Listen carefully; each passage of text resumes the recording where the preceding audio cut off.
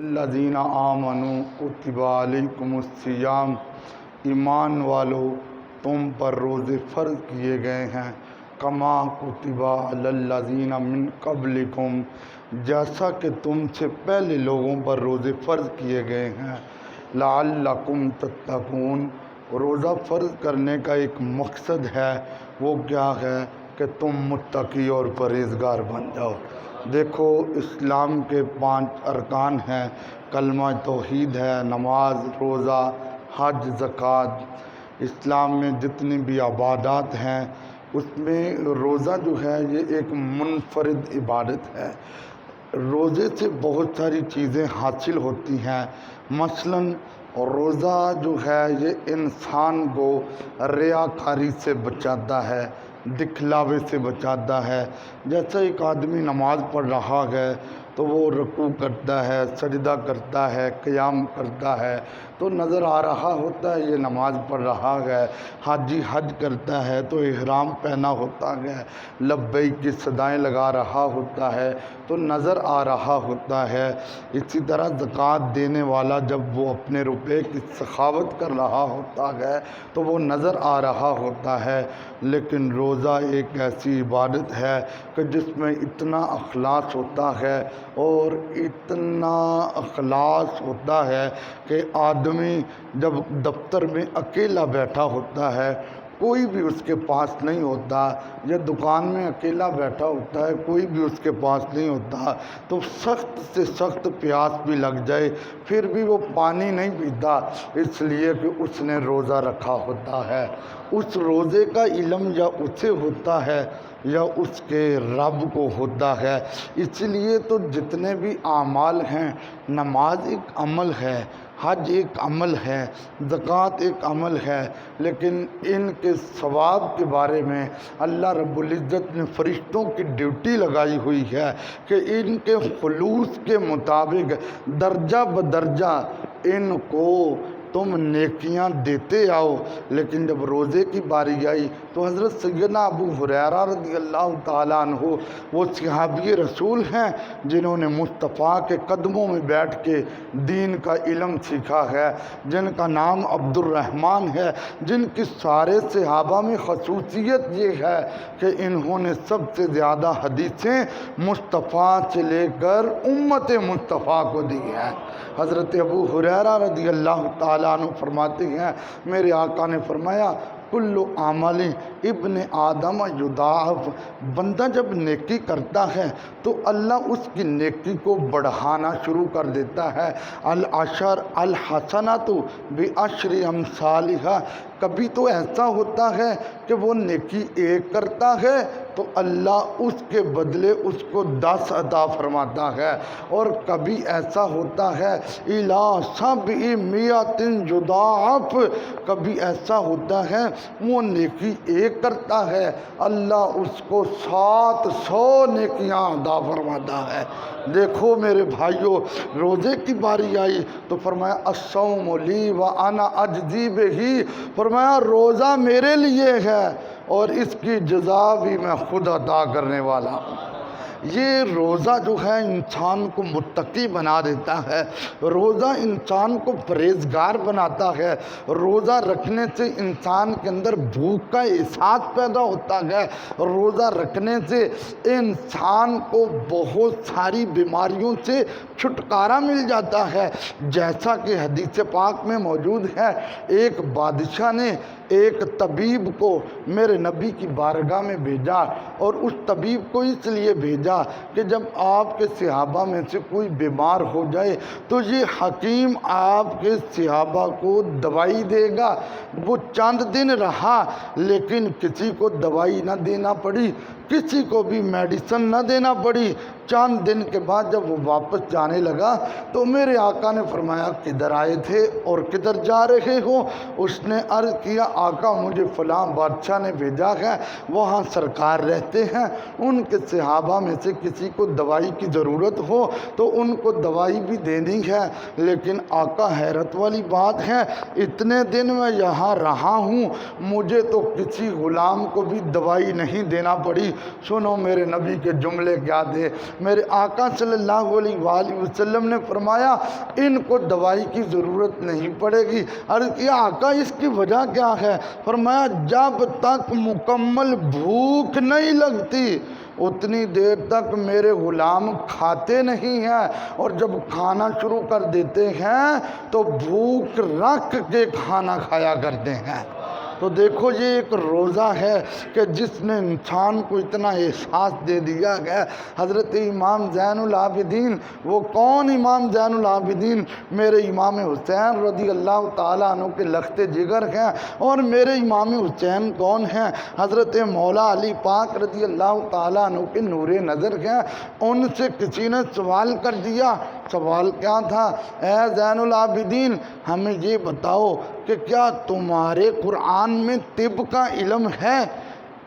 دینوں کا علم تو موجود ہے، اسلام کا علم تو موجود ہے، کیا قرآن میں طب کا علم بھی موجود ہے؟ تو حضرت امام زین العابدین رضی اللہ تعالیٰ عنہ آپ نے فرمایا تم نے قرآن نہیں پڑھا؟ اس نے کہا مجھے تو قرآن میں کسی جگہ بھی طب کا علم نظر نہیں آیا۔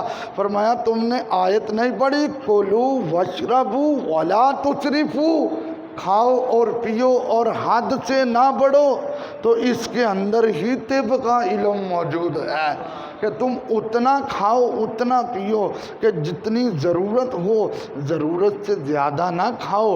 یہی روزہ ہمیں بتا رہا ہے کہ ایک برتن کے اندر اگر زیادہ ڈالا جائے گا تو یقیناً وہ برتن سے باہر آئے گا۔ فرمایا تمہارا یہ جو معدہ ہے ایک برتن کی مانند ہے، لیکن یاد رکھو تم اس میں اتنا ہی ڈالو جتنی ضرورت ہے۔ اور میرے نبی نے فرمایا کہ جب تم روزہ رکھ لیتے ہو پھر تم بھوک میں دن گزارتے ہو، میرے مصطفیٰ فرماتے ہیں جب عصر کا وقت ہوتا ہے پھر تمہارے منہ سے جو بو آ رہی ہوتی ہے، میرے مصطفیٰ فرماتے ہیں یہ بو اللہ کو کستوری سے بھی زیادہ پسندیدہ ہوتی ہے۔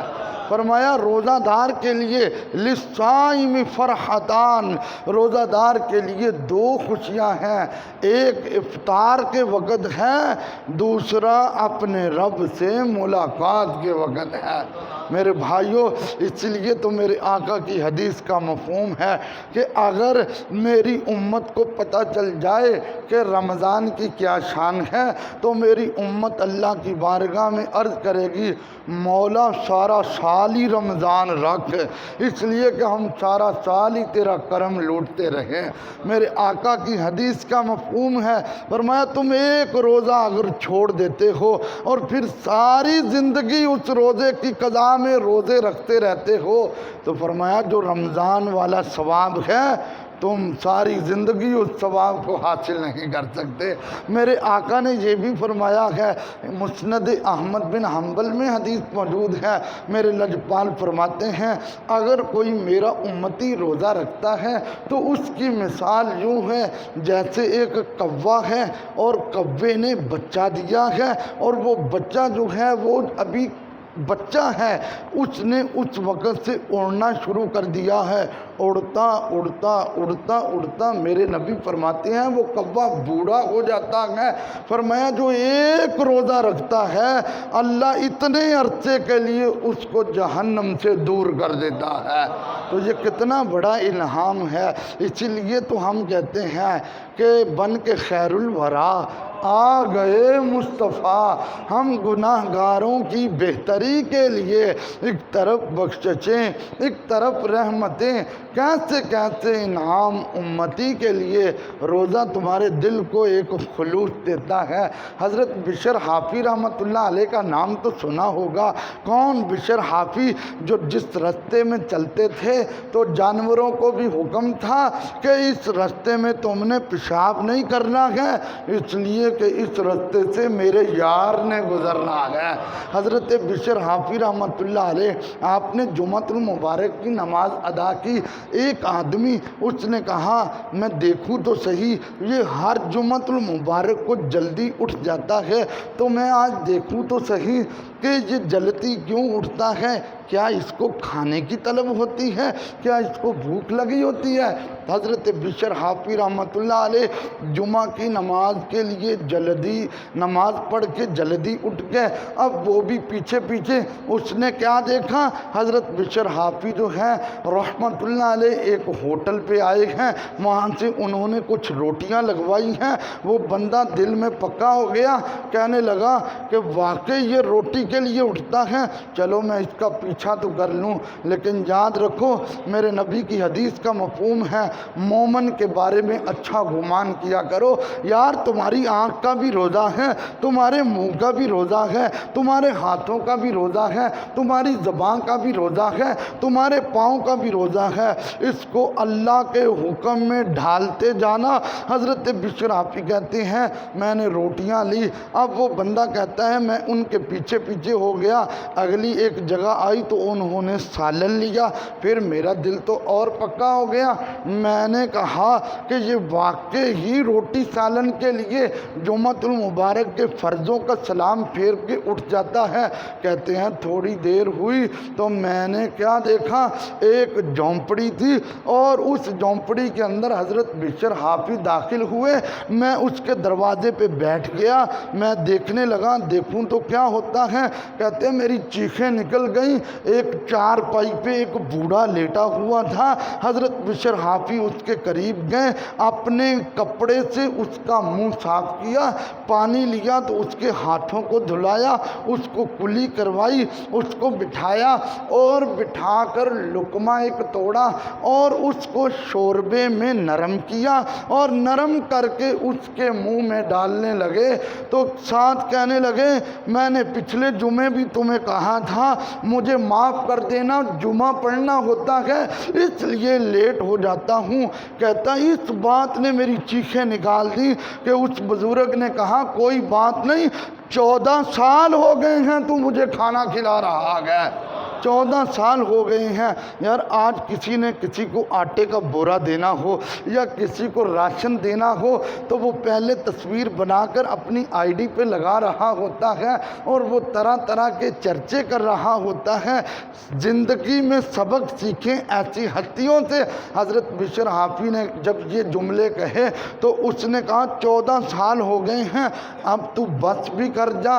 تو حضرت بشر حافی نے کہا سنو، یہ جو میں تمہیں آ کر کھانا کھلاتا ہوں میرے آقا کی حدیث ہے خیر الناس من ینفع الناس، لوگوں میں سے بہترین وہ ہیں جو لوگوں کا نفع چاہتا ہے۔ اگر میں تمہیں کھانا کھلاتا ہوں تیرے دل سے دعا نکلتی ہے تو میں بغداد کے بازار میں چلتا ہوں تو جانور بھی میرا احترام کر رہے ہوتے ہیں۔ تو میرے بھائیوں یہ اس بات سے ہمیں سبق کیا ملا کہ ان کے اندر ریاکاری نہیں تھی، دکھلاوا نہیں تھا، ان کے اندر واہ واہ اور میں کی پکار نہیں تھی، انہوں نے اپنا من مار دیا تھا۔ اور پتہ کیا چلا کہ جو بندہ من کو مار دے وہ خدا کی بارگاہ میں بلند ہو جاتا ہے۔ اس روزے کے اسرار و رموز ہی یہ ہے کہ بندہ اپنے آپ کو خدا کی بارگاہ میں جھکا دے، پھر اللہ فرماتا فرشتوں اور دیکھو میرے بندے کو صبح سے لے کر مغرب کی اذان تک اس نے اپنے آپ کو بھوکا رکھا، کبھی کبھی کمرے میں اکیلا بھی ہے، کبھی دفتر میں، کبھی دکان میں اکیلا بھی ہے، کبھی کاروبار میں اکیلا بھی ہے، لیکن اس نے پانی نہیں پیا، اس نے کوئی چیز کھائی نہیں، اس لیے کہ مجھے میرا رب دیکھ رہا ہے۔ روزہ ہمیں یہ بھی بتاتا ہے کہ تم جہاں بھی چلے جاؤ تو رب دیکھ رہا ہے۔ آخری بات، حضرت بہاؤالدین زکریا ملتانی رحمۃ اللہ علیہ آپ اپنے پیر و مرشد کے پاس حضرت شیخ شہاب الدین سہروردی رحمۃ اللہ علیہ ان کے پاس بیٹھے ہوئے 17 دن ہوئے تھے، بڑے بڑے خلیفے آ گئے، وہ بھی بیٹھے ہوئے تھے۔ یہ جو پیران عظام ہوتے ہیں یہ امتحان لیتے تھے۔ آپ نے کہا ایک ایک چھری لے آؤ، ایک ایک مرغی لے آؤ۔ جب چھری اور مرغی آ گئی تو فرمایا اٹھ جاؤ اور جا کر اس کو وہاں ذبح کرو جہاں کوئی بھی نہ دیکھ رہا ہو۔ جب سارے گئے تو وہ ذبح کر کے آ گئے۔ حضرت بہاؤالدین وہ ملتان والے شہنشاہ وہ مرغی بھی لے آئے، چھری بھی لے آئے۔ تو آپ کے پیر و مرشد کہنے لگے اس سب نے ذبح کر لی اور تم نے کیوں نہیں ذبح کی؟ عرض کیا حضور اگر میں پہاڑ کے پیچھے گیا، اگر میں کمرے کے اندر گیا، اگر میں درخت کے پیچھے گیا تو میں نے جہاں بھی دیکھا میرا رب مجھے دیکھ رہا تھا۔ یہ وہ 17 دن کی محنت تھی جس نے بہاؤالدین کو زمانے کا شیخ الاسلام بنا دیا۔ پھر پیر نے سینے سے لگا کر کہا جاؤ تم اپنے مسند پہ بیٹھو، لوگوں کو کلمہ پڑھاتے جاؤ، نظر تمہاری اٹھتی جائے گی، لوگوں کا دل سیدھا ہوتا جائے گا۔ اللہ پاک ہم سب کے روزے عبادتیں اپنی بارگاہ میں قبول فرمائے۔ لا